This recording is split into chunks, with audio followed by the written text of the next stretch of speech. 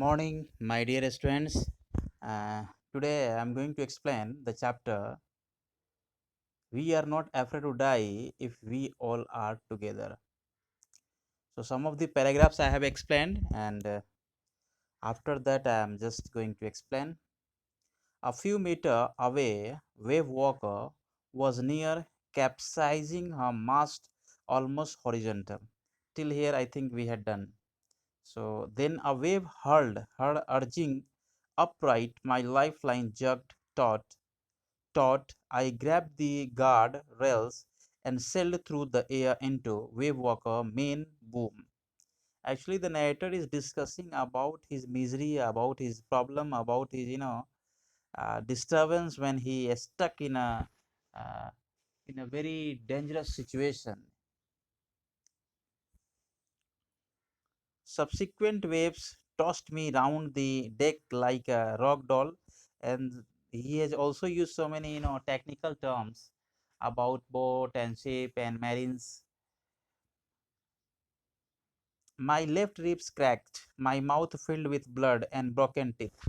This is the condition. He was badly injured. Somehow I found the wheel lined up the storm for the next wave and hung on. Anyhow, he was just trying to save himself. Water, water everywhere. I could feel that the ship had water below, but I dared not to abandon the wheel to investigate. Means he was surrounded with water everywhere, and even the ship was filled with water, and he cannot dare muster his courage to just check and inspect everything or leave the things. Suddenly, the same chapter is there. We are not afraid to die. Suddenly, the front hatch was thrown open, and Mary appeared. And suddenly, he could see that Mary uh, appeared. Who is Mary? Mary is the wife of the narrator. We are sinking, she screamed. This shows her a stress, annoyance. The decks are smashed. We are full of water. This is her complaint. Take the wheel, I shouted as I scrambled for the hatch. The narrator is talking about the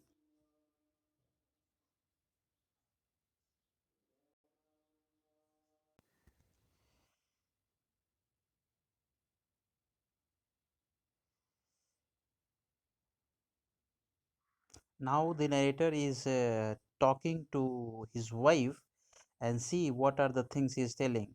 We are sinking, she screamed. Said the decks are smashed. We are full of water. Take the wheel, I shouted as I scrambled for the hatch. Means he was anyhow just taking the hatch okay in his hand. Larry and Herb were pumping like madmen. Larry and Herb were two, main technician, whom the narrator has hired for a smooth functioning of their trip. She was broken timbers hung at crazy angles. The whole starboard side bulged inwards. Crockery, charts, tins, and toys sloshed about in deep water. Everything was completely destroyed and were floating, okay, in the deep water.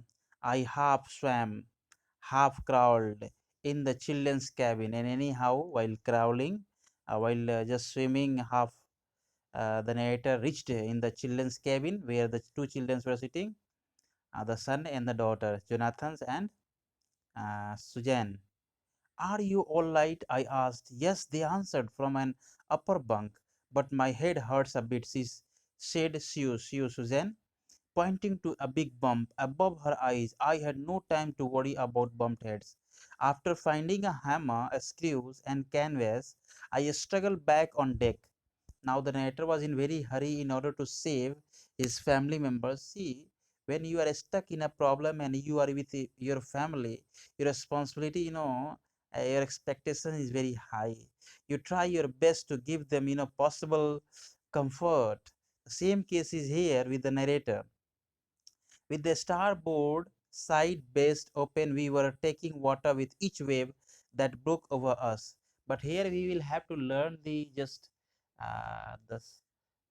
the bravery of the children who were little, shocked or just fearful or terrorized or They were looking, they were watching at their parents that how hard they are working for them, so they were not complaining for anything.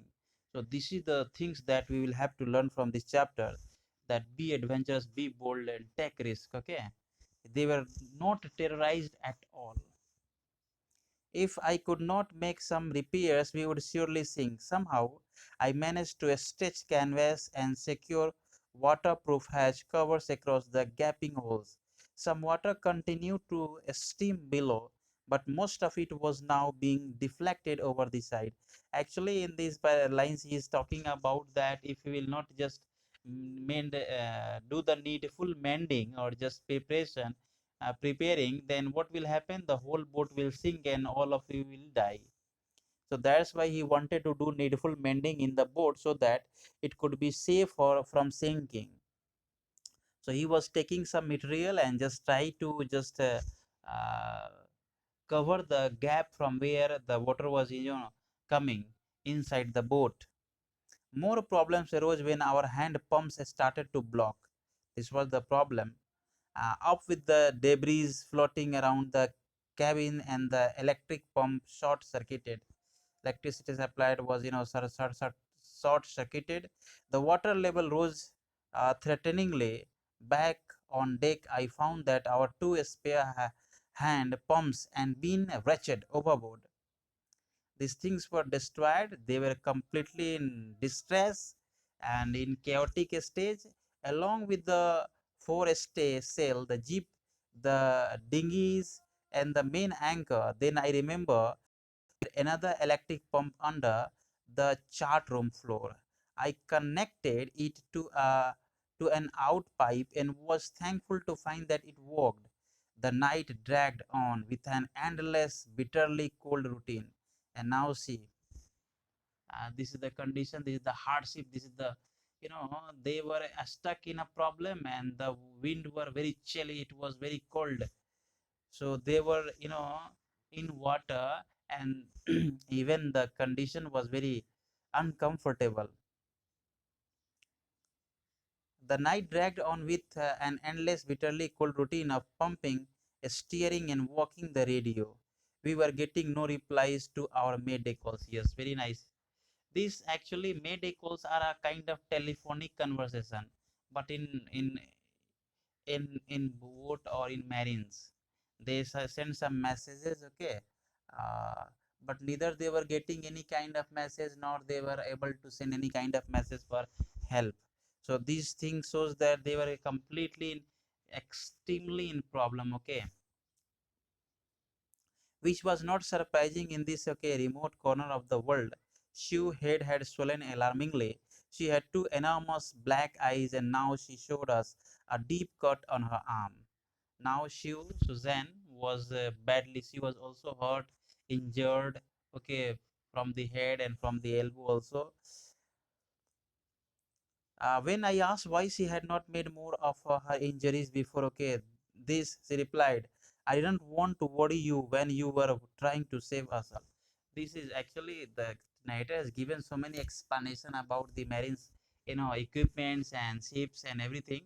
But the things that we'll have to stress and that we will have to learn is the bravery of the small children. Okay, the Suzannes and Jonathan, these two children were very brave at the face of extreme adversity. The parents were working very hard, they were injured. Okay, still, see, the little girl is telling that I am not worried for anything, about any wound, about any problem. Why will I worry for anything if you are working so hard for us? By morning on January 3, the pumps had the water level, okay, sufficiently under control for us to take 2 hours rest in rotation. So all of the family members, including uh, the two marine expert whom the narrator had hired, they were alternatively taking rest for 2 hours. But we still had a tremendous leak somewhere below the water line, and on checking, I found that nearly all the boats. And now finally, he could sense that there is a big hole left. Okay, that I was unable to mend and repair. and from there the water is coming inside the boat, and that mending is very much important. So he was going to inspect and mend it soon so that he could save the boat from sinking. But we still had a tremendous leak somewhere below the water, and on checking I found that nearby all the boats, okay, main ribs frames were smashed down to the keel. In fact, there was nothing holding up a whole section of the starboard hull except a few cardboard partition, and these are the means repair work or mending work he's trying to do in order to save the boat from sinking. You read it, okay, and do very much. All the best.